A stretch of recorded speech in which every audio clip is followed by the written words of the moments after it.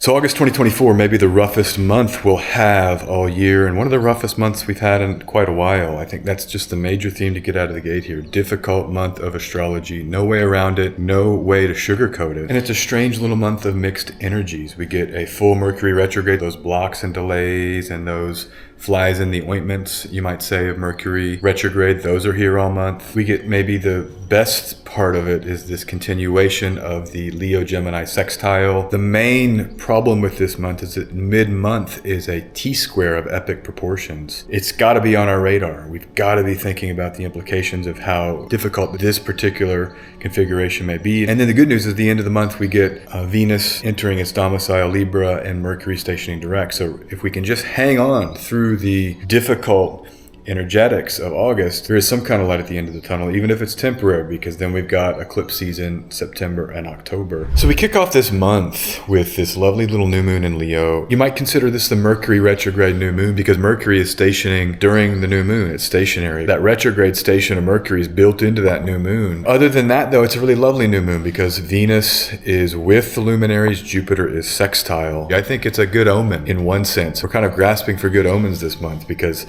it's so difficult. There's so much difficult energy. Maybe this is a signal of like RX style productivity can dominate the month if we so choose to engage that way. And so that Leo new moon is at 12 degrees of Leo. Trusty astroseek.com. Shout out to Peter. This is not a paid plug at all. I'm just sharing with you all some of the tools I use, and Astroseek is certainly one of them. But in this chart, you got Jupiter 15 degrees, Venus at 29 degrees. So there's a little bit of a closeness to these benefics with the luminaries, not to take us away from this main idea that the month can be quite challenging. Mercury station retrograde at 4 degrees, 6 degree minutes Virgo on the 5th of August, right in the morning UTC, and then it will re-enter Leo on 15 August. So we're back to Mercury and Leo, the themes that we were involved in earlier this summer. And then it'll station direct 21 degrees, 24 degree minutes Leo on August 28th.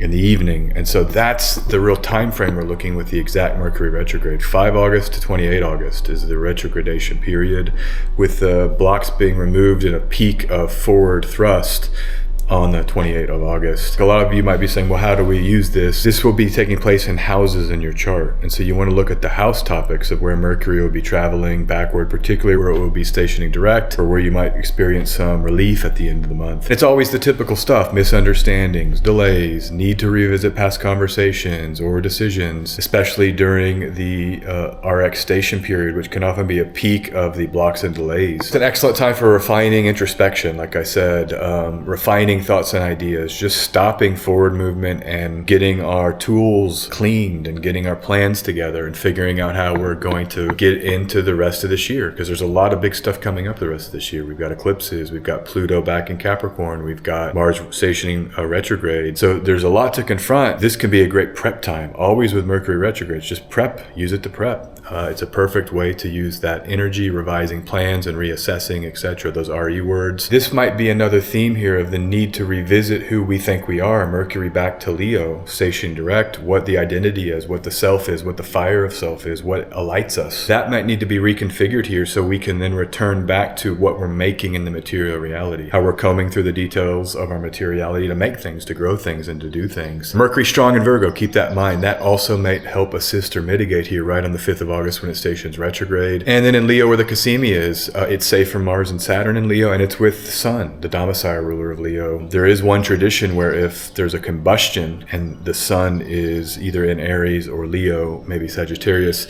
that combustion is greatly mitigated and maybe doesn't exist because the Sun is so strong that those combust planets get to rely on the luminary, the Sun. So, we may be enjoying that as another mitigation here for this not being as bad.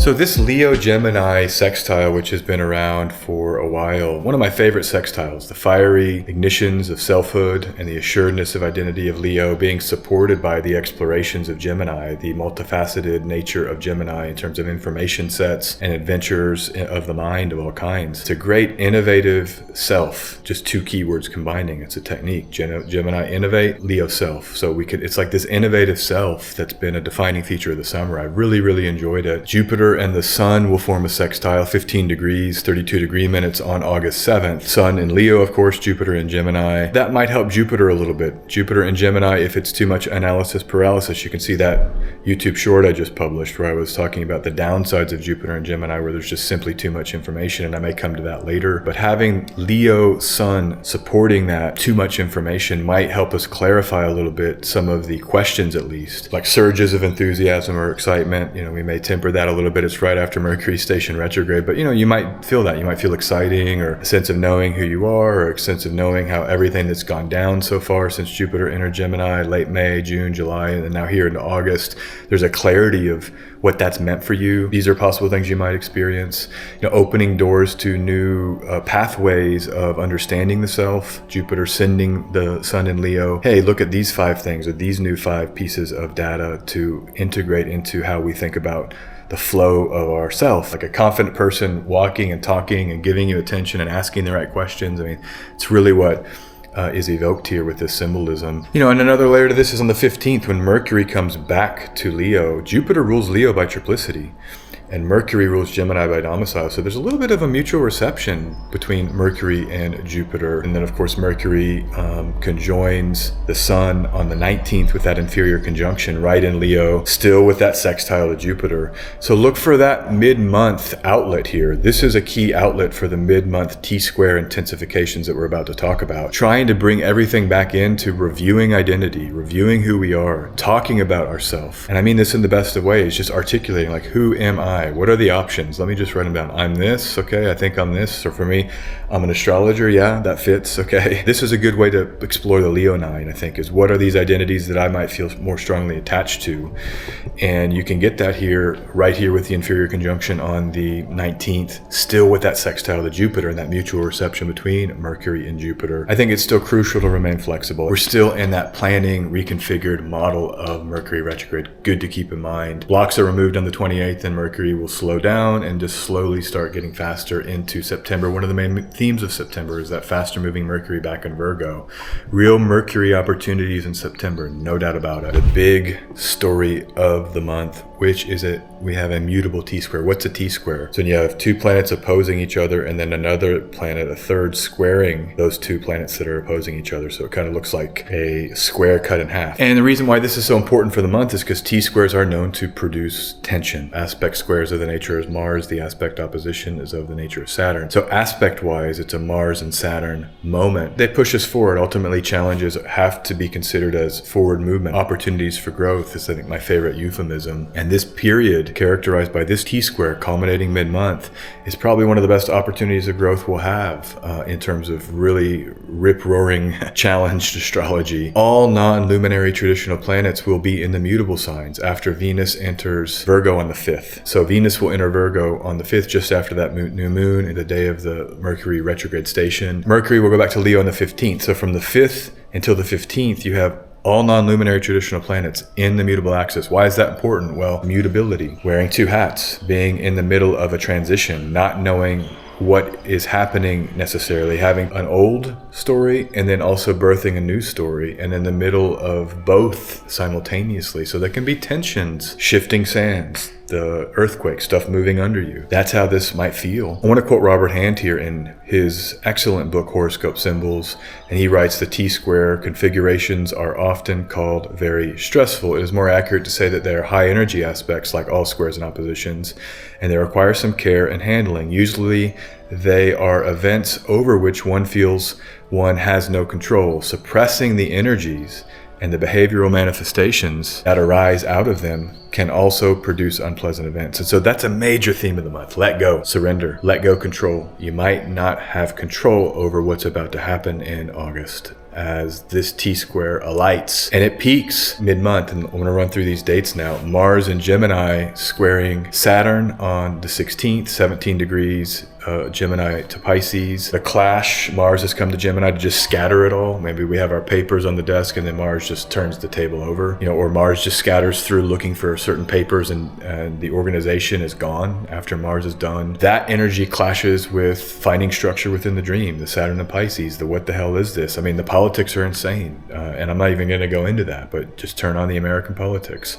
It's nuts. All the twists and turns. It feels kind of dreamlike and surreal. And this is further amplified when Jupiter, same degree, 17 degrees, squares Saturn on the 19th. So only 3 days later, Jupiter and Saturn square. This is, again, I think, palpable friction. Anytime you have a Jupiter-Saturn square, these two planets are the change makers. They're the great planets that are like the sun and the moon. So their cycle every 20 years is like a new kickoff of major themes in the outer reality and in the mundane world. And so now we get the opening square, the first perfection of that opening square, and I look for there to be all kinds of new information worlds that we're in. Jupiter in Gemini may be overwhelming with Mars there and with this square. The lack of clear limitations on reality, the lack of clear limitations about the nature of where we're even going, with the tension that we're being called into in 2025 and 2026 with wars in the world. And I think this month can be characterized like the phase of the dream that gets so intense that you want to wake up. You're like, oh no, get me out of the dream. Then we try to wake up in the dream. Sometimes that's a harder process in a dream, to try to wake up. It's not easy to wake from a dream. Maybe that's some of what's happening here with Mercury retrograde during this T-square. It's like, get me out of it. And we can't quite do it. We have to go through it. So Venus in the relationship sphere is certainly not exempt here from the pressure. Venus in Virgo will oppose Saturn, 17 degrees again on the 19th, the same day that Jupiter squares Saturn. So that's really the peak, the 19th of this T-square. Venus in Virgo, Jupiter in Gemini, and Saturn in Pisces, all at 17 degrees. Brings relationship matters into this whole mess. It's not simply the news, the scrutinization of how we relate, of the unity around us, of the people we're tethered to, and being maybe overly analytical or extra mental pressure on those situations. I think they get brought in the mix of this sense of everything just gets flipped over, the desk gets flipped over, and it's hard to even grasp or know or understand or process. And that's the main theme of the month again, letting go into a lack of clarity and just wait for it to end. I think we can pick up the pieces then. I think with astrology like this, I always advise trying not to make too much happen, trying not to mess it up, because it's going to be messed up without us then messing it up even more. So really take a step back is my advice to you. Overanalyzing our needs and our pleasures in relationships, against a lack of clarity. That would be Saturn and Pisces around commitments or other things from others. Saturn, Venus opposition and mutable Pisces and mutable Virgo. Not very fun. And of course, the 19th is the same day as this nasty, nasty, nasty full moon. All planets are still very close in the T-square formation. And Mercury, which rules Venus, Mars, and Jupiter. Mercury ruling all of those three planets that are in Virgo, Venus, or Mars and Jupiter in Gemini, is closely combust the Sun in Leo. Maybe that's mitigated because it's the Sun in Leo, but we're still deep in a Mercury retrograde, and I think the time to try to answer what gets triggered here mid-month is not mid-month. It's going to be later. It's going to be in September or beyond even, because we're going to have eclipses running through Virgo and Pisces, and so this almost sets up the eclipses that are coming for the Pisces-Virgo axis. This 19th full moon with Venus opposite Saturn, Virgo to Pisces, is a great preview to be thinking about your eclipse stories that may arrive here very soon.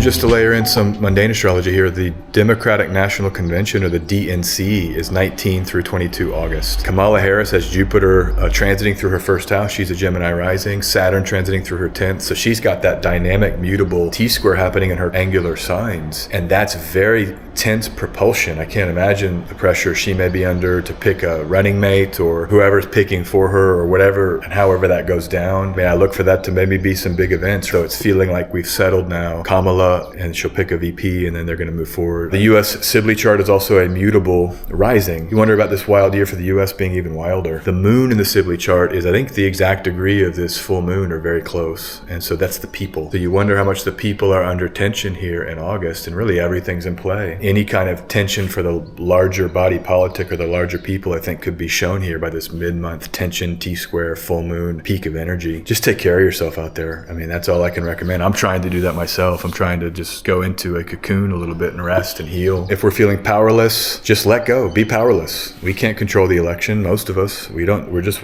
passive observers. Control what you can't control, and even then, don't try to force things right now. Wait and rest. One of my favorite things is just acknowledging the tension. Just saying, yeah, this hurts. This is painful. This is really tense and difficult. That's the best way to do anything, in my view. It's the so-called first step, because then you can start seeing clearly.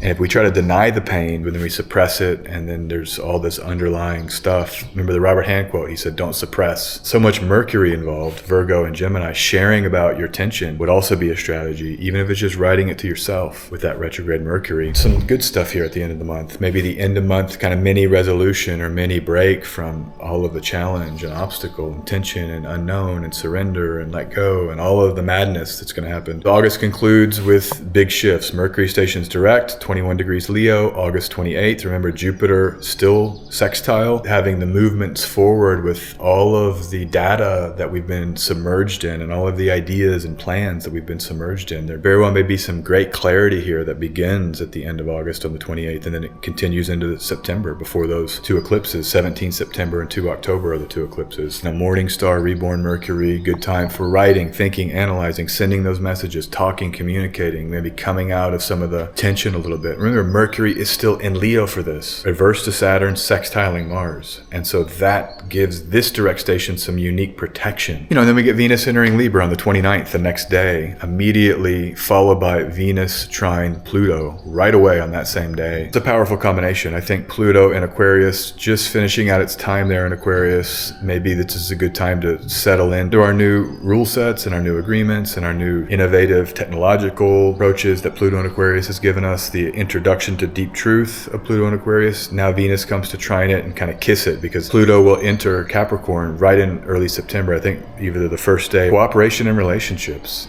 sharing our needs, having our needs received back to us. It's a stark difference between Venus in Virgo opposite Saturn and Pisces. I think there's a lot more clarity relationally here right at the end of the month. Keep in mind, this is just a little pocket here. Venus will have to confront the South Node. That's a wrinkle. We really might want to wait for Venus separating from the South Node. That will happen in early September. And then there's just like a week or two where you have Venus away from the South Node, but not an eclipse. That might be the best time to do some initiations, Venusian style. That's it. That's the video. Have a lovely August. Stay less engaged in a certain way. I think it's a good month to just retreat and kind of 12th house your month. Rest. Pause, delay, ride out the retrograde. Be very watchful of that mutable T-square, those intensities peaking on the 19th. That's the red flag day this month, that full moon. No need to act, just wait. Like and subscribe if you want to support me. It's always appreciated. And you can schedule astrology readings with me at sjanderson144.com. I look forward to reading for you, and take care of yourself. Have a great August. Peace, and we'll talk soon. Bye-bye.